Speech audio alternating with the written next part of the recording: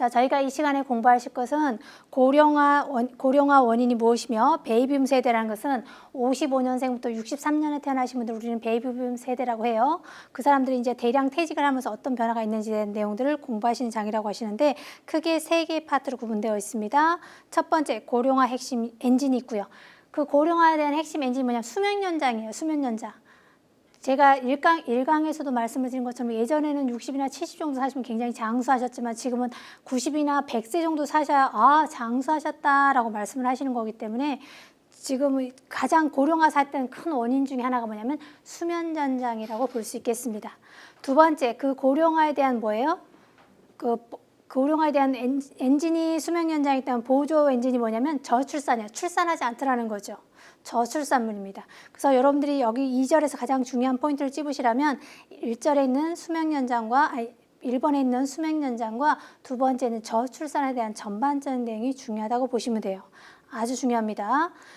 나중에 거기 세부적 내용도 또 교과서에서 중요한 페이지를 찍어드리겠지만 그게 제일 중요하다고 보시면 되고요. 그 다음에 세 번째 가시면 베이비붐 세대의 대량 퇴직과 금융의 변화, 어떤 변화가 있느냐라고 보시면 돼요.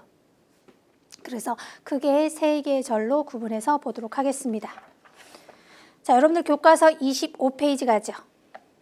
2절, 고령화 원인과 베이비붐 세대의 대량 퇴직입니다. 학습 목표 볼까요?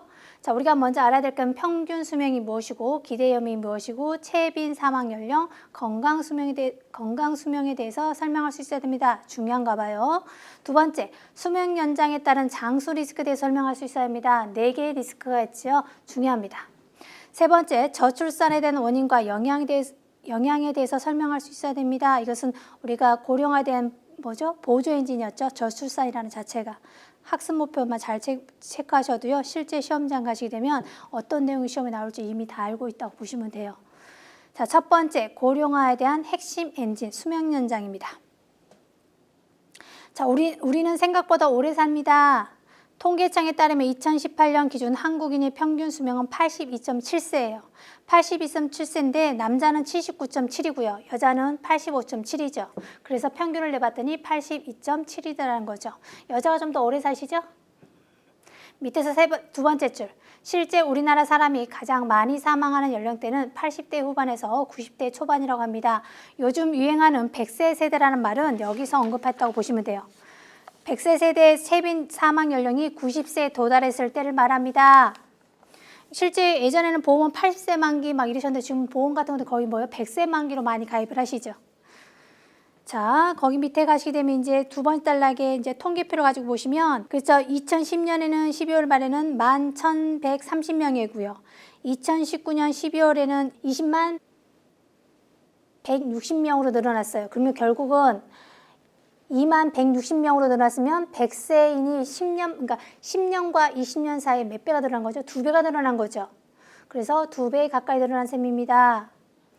그래서 그래프로 쭉 보시면 그런 게 있는 거고요. 그 다음에 가시게 되면 이제 두 번째 27페이지. 인간은 얼마나 오래 살 수 있습니까? 오래 살 수 있습니까? 라고 되어 있죠? 그래서 두 번째 줄 가시면 요즘은 100세까지 사는 인류를 지칭하는 의미로 우리는 뭐라 그래요? 호모 헌드레드라고 하죠. 100세까지 사는 인구를 우리는 호모 헌드레드 하더라까지만 줄 그으시고요. 28페이지. 28페이지 두 번째 단락의 첫 번째 제일 끝에 가시면 인간의 수명의 한계에 대해서 학계에서는 대부분 포유동물의 성장기간의 6배, 동그라미 몇 배까지 살지 못한다? 6배 이상은 살지 못한다고 봐요. 살지 못한다는 점에 의해서 인간의 수명은 한계로 120에서 130을 내세우고 있습니다. 그러니까 인간들이 대부분 살 수 있으면 120에서 130까지 살 수 있다라고 학계에서는 보고 있는 거죠. 근데 이제 학자 두 사람이 이제 말해놨어요. 그 다음 단락 가시면 미국의 스티븐 어스탠드 박사는 인간 수명의 한계가 몇 살까지 산다고 주장했어요? 150세까지 산다고 주장하고 있고요. 그 다음 밑에 가시게 되면 울산스키 교수는 노화의 속도가 크게 바꿀 수 없다 보고 인간 수명 한계는 몇 세? 130세라고 뭐하고 있다? 주장하고 있는 거죠. 그러니까 학자마다 다 다르다는 거. 150까지 산다고 보는 사람도 있고요. 130까지만 본다는 사람도 있더라라고 말씀을 드리는 겁니다. 그 의미 없습니다. 세 번째, 수명에 관한 이야기죠. 수명에 대한 이해, 별표입니다. 시험 문제 아주 출제 잘 돼요. 수명에 대한 부분을 크게 4개로 구분합니다. 평균 수명, 건강 수명, 그 다음에 기대 수명, 기대 여명, 그 다음에 체빈 사망 연령. 4개 반드시 용어 정의 잘 해두셔야 돼요. 시험 문제 중요합니다. 사지선다니까 다음 중 수명에 대한 설명을 적절치 않는 거 고르세요로 낼 수 있는 거고요. 어떤 설명을 박스로 주신 상태에서 다음 중 무엇에 대한 설명입니까? 라도 낼 수 있겠죠. 시험 형태는 아주 다양해요. 사랑이 짝짓기 형태도 낼 수 있는 거고요. 서로 짝짓는 거, 기억니건 틱을 해서 서로 짝 연결되는 문장 찾는 방법, 사지선다으로 해서 뭐죠? 찾는 방법. 그 다음에 박스에다 주신 다음에 이게 무엇입니까? 개념적인 물어보시는 방법. 시험 문제 형태는 여러 가지니까 충분히 풀 수 있으셔야 되겠습니다. 난이도는 높지 않습니다. 첫 번째 평균 수명부터 가겠습니다. 자, 세 번째 갈까요? 세상에 갓 태어난, 지금 영세죠? 세상에 갓 태어난 신생아가 앞으로 몇 년 동안 생존할 수가 하는 기대의 연수를 우리는 뭐라고 그래요? 평균 수명이라고 그래요. 평균 수명은 응애, 신생아 태어나서부터 해서 언제까지 생존할 수 있을까라고 나타내는 수명이 뭐라고요? 평균 수명이라고 하고요. 그 다음 기대의 연명이라는 것은 두 번째 줄, 특정 연령 동그라미. 특정 연령에 도달한 사람이 앞으로 몇 년이나 더 생존할 수 있을까? 여기선 키워드는 뭐예요? 평균은 응애어 태어난 순간부터 오고요. 기대 연명은 뭐예요? 특정한 나이예요. 뭐 15세나 20세, 30세나 뭔가 연령을 딱 정해놓은 특정 연령부터 앞으로 몇 살까 더 살 수 있을까라고 하는 게 뭐예요? 기대 연명이라는 겁니다. 그 다음 세 번째 30페이지입니다. 세 번째 건강 수명입니다. 건강 수명은 평균 수명에서 어디 수명에서? 평균 수명에서. 평균 수명에서 막 태어나서부터 언제까지 살 수 있냐고 나타나는 게 저기 뭐죠? 평균 수명이셨죠? 평균 수명에서 질병이나 부상 등의 평균 장애 기간을 차감한 기간을 우리는 뭐예요? 건강 수명이라고 하죠. 평균 수명에서 질병이나 부상 등의 평균 장애 기간을 차감한 기간을 우리는 뭐한다? 그렇죠. 건강 수명. 네 번째, 채빈 사망 연령이라는 것은 사망 연령의 채빈치를 우리는 뭐란다? 채빈 사망 연령이라더라. 네 가지 수명 중요합니다. 평균 수명, 건강 수명, 그 다음에 기대 여명, 채빈 사망 연령. 네 가지 용어 정의 그렇게 어렵지 않습니다. 시험 문제 아주 단골 손님이니까 잘 정해 두시고요.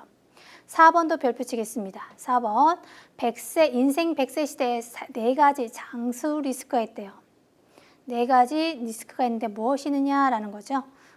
잠깐만 보시면 32페이지 가시게 되면 4개, 1, 2, 3, 4 보이시나요? 1, 2, 3, 4. 자, 그러기 전에 먼저 두 번씩 달라. 요즘 사람들이 오래 사는 위험 또는 장수 위험이란 말을 쓰는 것도 이와 무관하지 않습니다. 하지만 엄격히 말해 장수와 관련해서 위험이라는 말을 쓰는 것은 맞지 않습니다. 그 밑에 두 번째 내려오시면 위험이라는 것은 영어 표현으로 뭐라고 그러죠? 데인저라고 그러죠. 데인저는 어떤 불확실성에 대한 부분을 우리는 위험이라고 하죠. 그래서 밑에 바로 오시면 해로움이나 손실이 생길 우려가 있거나 그런 상태가 되어 있다. 즉 그래서 바로 밑에 내려오시면 불확실성을 의미하는 것을 우리는 위험이라고 해요. 위험이라고 합니다. 그와 반면 리스크. 우리는 지금 그래서 위험이라고 하지 않고 리스크라고 표현한다는 뜻이에요. 리스크는 단순히 안 좋은 상태만을 의미하지는 않습니다. 관리 여하에 따라서 손실을 초래하기도 하지만 때론 이익을 가져다 주기도 합니다. 그래서 우리는 장수 위험이라고 하지 않고 뭐란다? 장수 리스크라더라라고 표현하고 있습니다.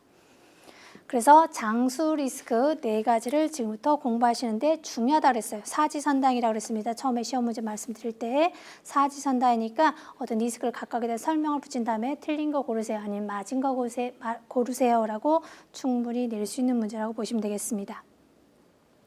첫 번째 무전장수죠. 무전장수란 것은 뭐냐면 돈이 없이 오래 사는 거를 우리는 무전장수라고 하죠. 자, 돈 없이 오래 사는 걸 실제로 그러면 노후 파산에 이룰 수 있는 문제가 생겨요. 자, 두 번째 끝에 자칫 자산 관리를 소홀히 했다가 수명을 다하기 전에 노후 자금이 먼저 바닥날 수 있습니다. 이게 뭐예요? 노후 파산이 되겠죠. 그러니까 돈이 없이 오래 살게 되면 노후 파산이 생길 수 있더라. 그래서 결론, 색깔펜 바꾸겠습니다. 그 단락 끝나는데 제일 끝에 두 번째 줄 1을 위해서는 무전장수를 위해서는 자산 중 일부를 위험자산에 배분하지 않으면 안 됩니다. 그러니까 즉 다른 말로 하면 위험자산에 배분하라는 소리죠. 그래서 서로 연결할 수 있으면 좋겠어요. 우리가 네 가지 리스크를 설명하실 때 각각에 대한 거기 뭐더라? 연결된 문장을 서로 짝을 줘야 돼요. 즉 무전장수라는 것은 뭐다? 위험자산을 배분한다. 즉 노후 파산이 되지 않기 위해서는 그게 첫 번째 키워드고요. 그 다음 두 번째 유병장수, 병이 있으면서 오래 사시는 거죠. 병이 있으면서 오래 사시는 거기 때문에 그 33페이지 세 번째 줄. 육체적인 교통뿐만 아니라 재정적 어려움도 함께 가져오기 때문입니다. 그러니까 병이 오래 사시게 되면 이런 문제도 발생하더라라는 겁니다. 그래서 따라서 노후를 대비해 돈을 많이 모으는 것만큼이나 건강관리하는 게 중요합니다. 그래서 즉 건강관리 하셔야 되고 보험 같은 거 넣어놓으셔야 된다라는 말을 핵심을 짚으시면 되겠습니다. 세 번째, 무업장수. 일 없이 오래 사시는 걸 말하죠. 자, 무업장수. 이걸 대체하기 위해서는 하나, 둘, 셋, 넷, 다섯, 여섯 번째 끝에 무업장수 리스크의 가장 적극적인 대응 방법이 뭐냐면 새로운 일을 찾는 거예요. 새로운 일을 갖는 것입니다. 은퇴 후 갖는 새로운 일자리는 자산관리나 인간관계관리, 시간관리 문제를 동시에 가능하게 해주는 유일한 대안입니다. 자, 세 번째는 무업장수를 뭐한다? 새로운 일입니다. 네 번째, 독고장수. 혼자 오래 사시는 거죠. 자, 독고장수를 위해서는 뭐 하느냐? 밑에서 하나, 둘, 셋, 넷, 다섯 번째. 평균 수명만 보더라도 여자가 아까 치면 85.7세고요. 남자는 79세 7세, 평균이 아까 82.7인가 그랬죠. 그래서 실제로 여자가 더 많이 살아요. 6년이나 더 살고 결혼할 때 아내의 차이가 서로 있죠. 아내와 남자 사이 물론 동갑이나 연하도 있는 경우도 있지만 뭐예요? 더 3살 정도가 더 연하가 보통 평균적으로 많았어요. 예전에 우리 부모님 세대는. 근데 요즘 세대는 조금 다르시긴 하시지만. 그래서 실제로 우리가 여자들이 뭐죠? 같이 배우자랑 죽기 위해서는 연하 10살 정도 아래 사람하고 결혼하셔야 같이 죽는 확률이 가장 높겠죠. 평균적으로 7살 더 산다고 보시고 3살 더 어린다고 보시면 한 10살 정도 연하를 사셔야 같이 한 번에 돌아가실 수 있지 않겠나 생각합니다. 자, 그래서 실제로 뭐예요? 10년을 혼자 사는 경우가 굉장히 많더라는 거죠. 홀로 사는 경우가. 여성이 남성보다 10년을 혼자 사는 경우가 많더라. 따라서 노후 자금을 관리할 때는 그게 누가 될지는 모르지만 마지막에 홀로 남는 배우자에 대해서 배려가 필요하더라. 그러니까 독거 장수를 위해서는 남아있는 배우자를 배려할 필요가 있다는 거죠. 4가지 정리합니다. 장수 리스크 4가지 있습니다. 첫 번째 뭐였어요? 무전장수. 무전이라는 것은 돈 없이 하는 것. 즉 쉽게 말해서 자산관리 잘못하게 되면 노후 파산까지 이룰 수 있어요. 그래서 항상 뭐예요? 자산 배분할 때 위험자산에 배분해 두셔야 한다는 게 포인트였고요. 두 번째 유병장수. 아프면서 오래 사시는 거죠. 그러기 위해서는 반드시 뭐 하셔야 한다? 그렇죠. 어떤 건강관리를 잘 하셔야 되고 어떤 보험 같은 걸 가입해 두셔야 한다라는 게 핵심 포인트라고 될 수 있습니다. 그 다음 무업장수, 일 없이 오래 사시는 거죠. 실제 일이 없다는 것은 가장 대책은 뭐냐? 새로운 일을 찾으시는 거고요. 네 번째 독고장수, 혼자 사시는 분을 마지막에 있는 배우자를 배려할 차원이 필요하더라. 그렇게 보시면 되겠습니다. 중요합니다. 그래서 우리가 첫 번째 어떤 수명 연장에 대한 부분에서 가장 중요한 포인트를 잡으시려면 지금 말씀드린 2가지예요. 수명에 대한 개념과 수명에 대한 개념 4개 있었죠. 평균 수명, 그 다음에 기대 여명, 그 다음에 건강 수명, 체빈 사망 연령 이 4가지 포인트와 지금 좀 전에 배웠던 장수 리스크 4가지 무업장수, 그 다음에 무전장수, 독거장수, 그 다음에 유병장수 4가지 잘 정리하시면 돼요. 그게 쉬운 문제예요. 2개를 동시에 내지는 않겠죠? 2개 중에 하나가 여러분의 문제가 출제됐다고 보시면 돼요.